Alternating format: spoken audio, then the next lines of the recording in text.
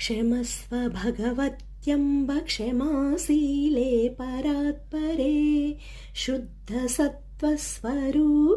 च कोपादिपरिवर्जिते उपमे सत्त्वसाध्वीनां